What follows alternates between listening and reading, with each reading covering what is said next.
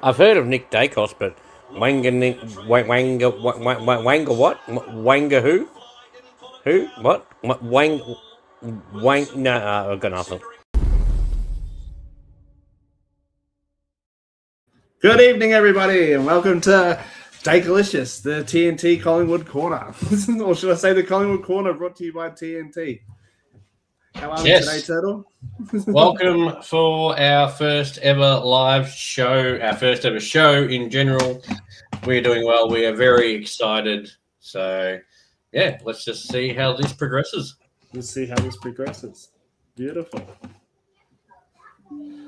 To kick things off, we are going to have a little bit of chat about last week's game. St Kilda versus Collingwood. It was a bit of an arm wrestle at the start, but pretty much the whole game. But Collingwood got there in the end. They were able to slow things down and get the win for us. It was a arm wrestle at the start, but I think obviously that Pendlebury coming on just changed everything. Well, like 4 goals came from him being on the field. Well, I'm pretty sure technically they did not score a single goal while he was off the field. So yeah, they go to show. Hang on. And he only played 50% of the game too. Yes. So I don't know. I just think having Pendlebury on there was absolutely amazing. It was even though he is getting a bit seasoned. He's 38 now, but he's looking good. And Turtle's got. I do apologise. My kids have just dropped in for the weekend and now been extremely noisy. So. As kids do. Luckily, mine are out at the moment, but when they do come home, they'll be extremely noisy like usual. That's why I close the door just to be safe. But I know yours is in the middle of the lounge room, so you can't really be quiet as it is. Beautiful. So, is there anything else you want to touch on before we have a look at the teams this week? Yes. Let's. I'll let you take that wheel for the moment. Yes. Teams this week. Let's see if we can get that up. There is no change for the team this week, actually. No, there isn't. The only thing is Mixed Days has got his 200th game. Yes, that's a big achievement, and a lot of people I still think don't think Mixed Days that good. But I remember watching him in that. I think it was 2024. In those final series while Danaher was injured, and he was just elite. Yes. And I don't think we've seen the best of him yet, just based on, from what I've seen previously, he can be absolutely awesome up the wing, very Travis Clokey-like. Yep. And then, and he can boot the ball from, 55, 60 if he wants to. Accuracy may be an issue, but I think that we haven't seen the best of him because of his injuries since he's been with the Pies. Yes. But then you look at 2020, was it? Yeah, 2024 So Brisbane 2023, he was amazing. Collingwood 2024, when we just missed the finals by 2 points, by 2 premiership points. When he came back into the team, we won those last few games because of his presence in the forward line. Yes. Massive difference when he came back. Yes, 100%. And with Mason Cox gone, McStay is now that presence, essentially. Yep. Doesn't need to kick goals. We just need to draw defenders. Yes, correct. And you got Tim Membry around him and Jamie Elliott to pick up those little crumbs. Well, I think that's one thing you can look back at last week. So St Kilda focused on Elliott. Yep. He was quiet until the last quarter. Yes. But Skunk got his, he got his touches. He was in there sometimes. McStay was probably arguably our best big forward. Yep. But I was watching it and it looked like reminiscence of Collingwood 2022 and 2023, even 2018, where we didn't have a big forward goal kicker. It was those inside 50, center clearances to the 50 line, a handball, and a goal around the corner, or a goal from the pocket from McCreary, DeGoey, that's, Roan Steele. That's where Collingwood really get their scoreboard pressure from, is those quick ball turnarounds. Yep. And with the added 5-man on the bench, do you like that a lot better than the sub rule? 100%. Yes, me too. And it showed. I think probably the one I was disappointed in last week was maybe Sidebottom.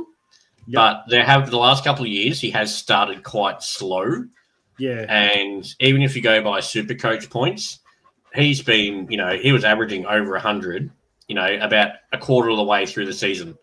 Yep. He became absolutely pivotal. So I'm not going to be, I'm not going to say anything bad about Sidebottom at the moment. 2 years ago, halfway through the season, I'm like, he needs to retire. And then all of a sudden, he just flicked a switch, became something else. And, we'll never, ever forget his goal on Grand Final Day 2023. That is correct. 50 metres out. Oh, it's quite a highlight. I can still hear James Brayshaw right now. Sidebottom. Like it's amazing. It is amazing. But yeah, Harry Perryman took the tag on Naz and kept them pretty quiet. He did, and Naz did have a little bit of a run in that first quarter, I'd say. Yes. Maybe the start of the second, but that's kind of where it ended. Yeah.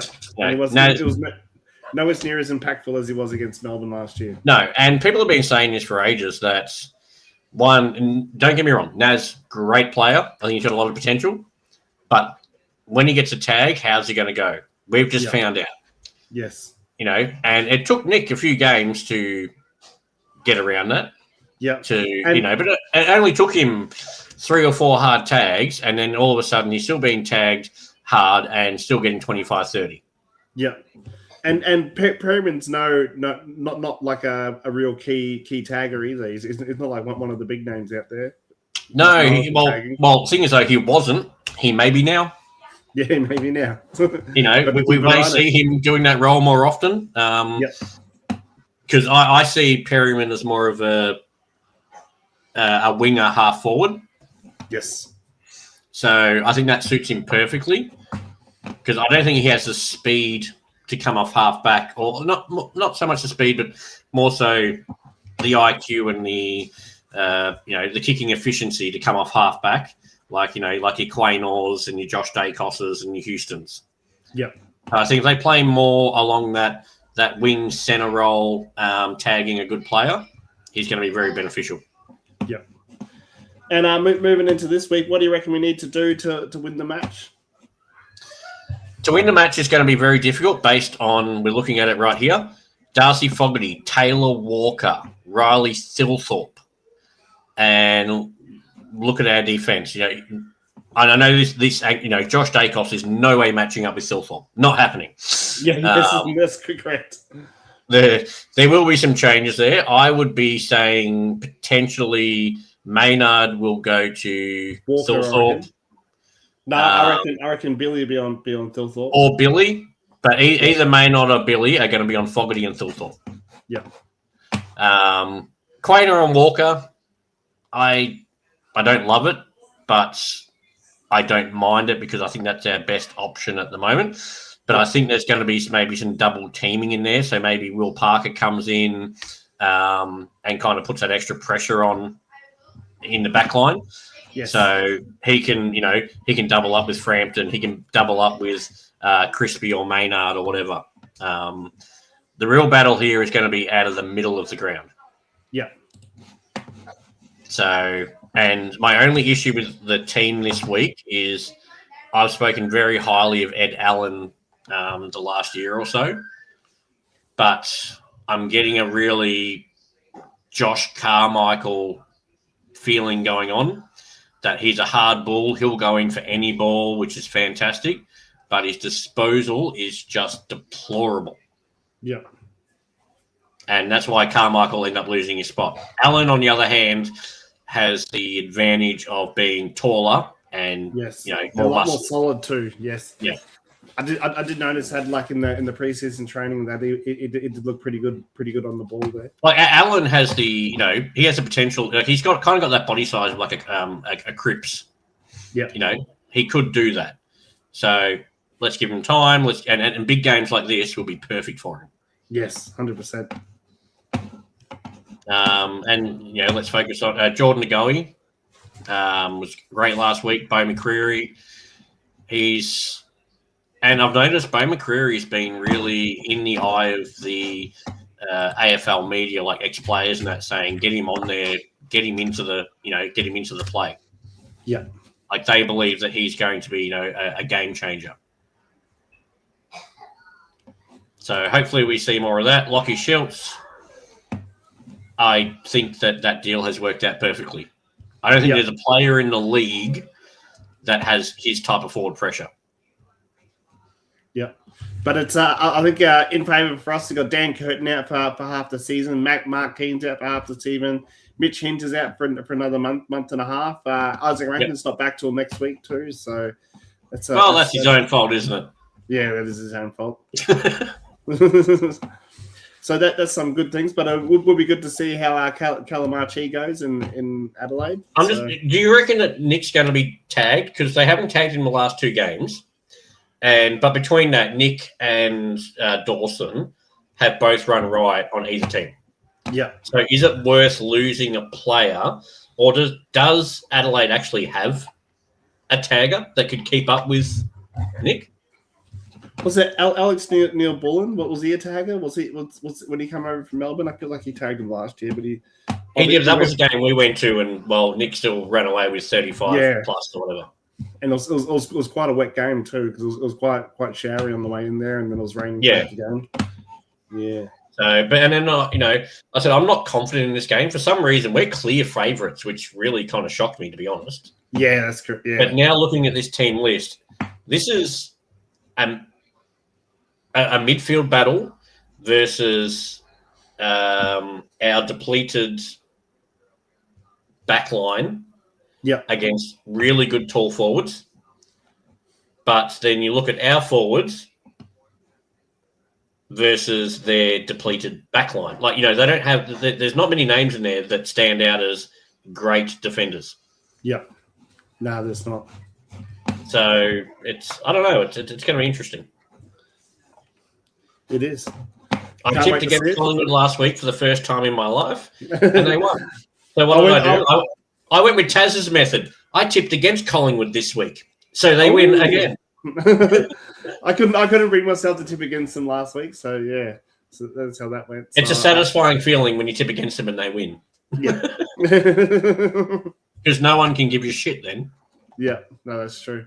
Well, even the wife said that to me too. She goes, "I tipped St Kilda, so if they lose, I'm happy because Collingwood won. But then if St Kilda win, then she's happy because she gets a tip right. So it's a win-win."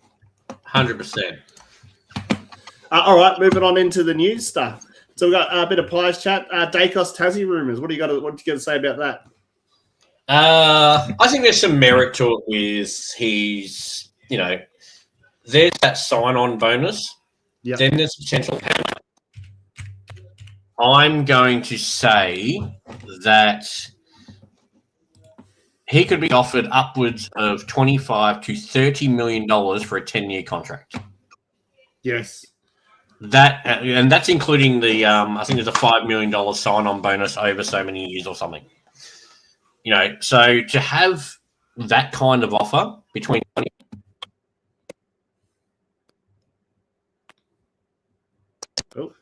there we go. I don't think he'll leave.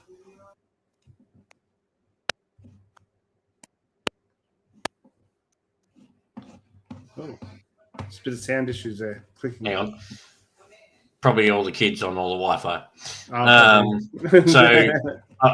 I don't think he'll leave, but I think he's Collingwood's next captain. He's going to go on. Collingwood freed up all this space. Collingwood can probably offer him $2.2 million a year going forward, especially with the increases in cap spaces coming. But I also would understand if he did leave for that kind of money, same as Gary Ablett, and then come back. Yes. Because, would you turn down 20 plus million? No, I wouldn't. For your job? No, not at all. And I think that Butters is trying to get a $2 million a year for 8 years on this deal. So, and I did see Hodge say that's his problem. If he looks for $2 million a year, he will never win a flag. Yeah. Basically, his advice would be, kind of join a team like Collingwood or Brisbane or Sydney, Geelong on 1.4, 1.5. Yep. And have the good chance of winning a premiership. Yeah. And I agree. Because I don't think Tom De Koning or Nasai Wanganeen-Malira are going to be winning a flag at St Kilda. Correct.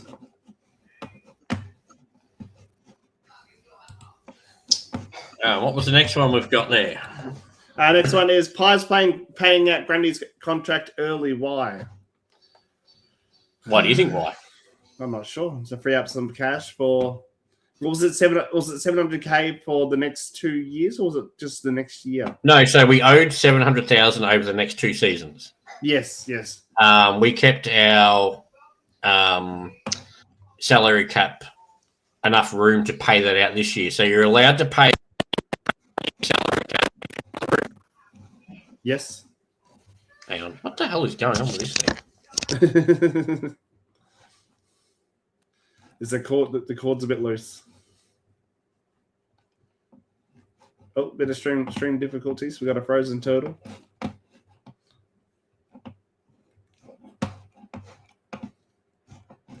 We'll see if we can get him back. I can hear him. Just can't see him. Can you hear me? I can hear you. Yes. Fantastic. Well, yeah, camera's not working well at the moment. Too much usage. So my point is, though, 700,000 has already been paid off over the next 2 years. You count in the Trelaw payment, which finished last season. Yep. And we have now well over $1 million spare. And that doesn't include the retirements of, Side Bottom, Howe, Pendlebury, whoever coming up. Yep. I think there's enough money, and I think their goal is to grab Butters and Ben King. Yeah. Everyone thinks Butters is going to the Dogs. I don't see how the Dogs can afford that with Norton, Darcy, Bontempelli, Richards, Dale, Waitman. Like, they paid him a bit. Like, there's a lot of money there in those few players. And English. Yep. Even Trelaw. Yeah, he'll retire this year. Yeah. And you watch that, he'll retire because he's got no, Collingwood's not paying his wage anymore. Yeah. That's my thoughts. Yeah. Thoughts on this year overall? I think we got a tough draw compared to a lot of other teams, but I can't remember when I had some. I think they're finishing around 5th or 6th. So I think Brisbane last year won it from 5th. So that's not out of unheard of. With that Pies opinion, I'm going to say I think I still had Collingwood at 4th, but I don't think it's going to happen. Yep. So if I'm realistic, I reckon I'd be happy if Collingwood finished between 6th and 8th. Yep. Yes. I don't want to see them in that wildcard round 9 to 10th, not for the first year ever, because we'll never hear the fucking end of it. The people saying, "Oh, the only reason Collingwood made finals is because of wildcard round." Yeah, well, even then, like if they get 9th or 10th, it's only because they made it because of that, and if they get 7th and 8th, that means they got to play off for it as well. Yeah. Yeah. So you really want it 6 and above to make it get the week off and have it a bit easier. Yeah, but does this make it though now the top 6, not top 4? Well, because 7 plays 10 and 8 plays 9. Yeah. So do we no longer have a top 4? It's just top 6. No, it is top 6 because the week after I think first will play the winner of was it 8th and that's what I mean though. Like there's this little gap there. Yeah. So I don't know. 6th to 8th, I'll be happy. Yes. And then to go in, move full forward potential. 100%. I think the goalie needs to be moved full forward. He just lit it up last week, and every time he played in the forward line last year when he wasn't 100%, he still kicked goals. Yeah. Like he can kick goals from 50, 60 meters out on any angle. He can crumb the ball quickly. He can snap it over his shoulder. We've seen it time and time again. We need him back in that forward line. And I think that's worth losing. We may lose 60% of his grunt in the middle, but I don't think we see the benefit of him in the middle opposed to him in the forward line. Yeah. And I reckon to swap him there, I reckon to put Bo McCreary in that sort of half forward role, because he's got the speed to get it from the midfield or to get it from the back line to him as well. Oh, 100% he does. That's Yep. it. Bo's going to become an amazing. Bo really reminds me of McCaffer. Oh, yeah. You know, he can tag if he wants. He's got that pace. He's got that build. He's pretty good at disposal. I don't know. He's got this almost like a hybrid Luke Ball McCaffer thing going on. Yep. And I think that's what we need. Our biggest issue this year is going to be ruckman. If Cameron goes down, we have big problems. Yes. So, but in saying that, all the best to Mason Cox. I've always been a massive fan, so I hope he does well at Freo. I hope he does too. Do you reckon Freo will get up over the Geelong? Oh, 100%. Yeah. They've done it before in a year that they were worse than Geelong. And Geelong do not look, I don't know. We're only seeing one game, yes, but they seem very easy to shut down at the moment. Yeah. Also, do we know what the news was that Collingwood came out with today? No, we don't yet. No. There is one from the moment the news is announced, the team meeting to the inner sanctum of the mighty MCG in the nervous moments before running out in front of 82,000 people. This is the inside story of Jack Bullett's first AFL game. Oh, okay. I don't know if that's it. Team selections. Saturday night's historic round 1 clash was Adelaide. Yes. Maybe they're the underrated player. Maybe they're announcing Zach Butters for next year. That'd be all right, wouldn't it? Yeah. Or who's the lead runner for him? Could you imagine the jealousy, though, if we got Zach Butters? Yeah. And, like, originally I wanted Bailey Smith. I'm glad we didn't grab him now. Yes, 100%. Especially with this no more 3 strike rules for drugs. Well, see you later, Bailey. Well, it's got a microphone, so maybe it is for the Daicalicious podcast. Yeah. Mm. That's what I thought. That's Too bad we're having technical difficulties tonight. Yes. We'll fix it up again next week. But that's pretty much the wrap of the show. Just a quick one before the footy starts. Tune into TNT Footy every Monday where we dive into the AFL as a whole. So, yeah, same channel, same station. Come by and check us out on Monday night with Todd and Taz. And if you have any feedback or suggestions for a Daicalicious show going forward, yes, we are going to be pious and talking about Collingwood, but we would also love to get other people on the show who support other teams to talk about their team when they play Collingwood, have a little bit of a debate. You will not win, but, we can have a heated debate. That'd be fantastic. Or even a few challenges. Maybe if there's a game we're confident we're going to win and we're going to say, yeah, we're going to win, and you want to come up against us, and maybe we can eat some chili or go to a game in a skirt or whatever. Yeah, some hot wings. And hot wings. That sounds good to me. And also, if anyone's interested, I do like to put on the odd multi. Happy to throw up a multi here and there. But gamble responsibly or ramble responsibly, whatever they want to call it. And make sure you send that multi through to the group chat now, because I've got 5 minutes to put a bet on. So I need your help. All right. Well, we better get going. And good luck to, I'd say, Richmond tonight, because I'd love nothing more than to see what Dan Gorringe has. I can't wait to see his post, Facebook, Instagram, whatever it is. TikTok. Richmond beat Carlton. Yes, it'll be quite a thing, especially with that contract he's got on order now.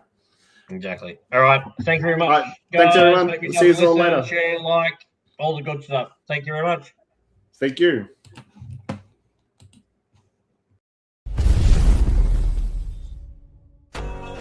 G'day everyone, welcome back to TNT Footy Season 2026. Footy's back, baby. Weekends are sorted again. The AFL season is here and we are pumped to have a massive year for you guys this year. We've got plenty of things in store for the show, but we're going to be starting with our focus reviews on the matches for the critical moments that actually matter. We are introducing our monthly TNT interviews where we're talking to people all across the AFL land. With coaches, community figures, and a hopefully a few AFL stars. Also content creators and other people who are heavily involved in footy. And something we're brand new this season we're really excited about, TNT Street Talk. We'll be heading out to games, local footy grounds and events. To talk to the people that really matter, the AFL fans. We want to hear your opinions, your predictions, anything footy related live on the show. And don't worry, if you don't come to us, we'll come to you. And this season we're also reintroducing Who Am I? So each week I'll give you clues where you will then comment your guesses in the live chat. Across the course of the season, your winning points will be tallied up. Whoever has the most points at the end of the season will get a TNT prize. Welcome to Moisey's Minute, where we're getting even more controversial this year. Lucky we're here at the home of Collingwood because they're the first cab off the rank. I've got Collingwood sliding out of the top 10 this year. Look out. I'll be running our viewers' questions this year. Sorry, Taz. Hot takes, predictions, trade talk, and anything sent in by you. So I'm looking forward to all your questions this year. More footy. More interactions. And now, more fans than ever before. Or two. Welcome to TNT Footy, Season 26.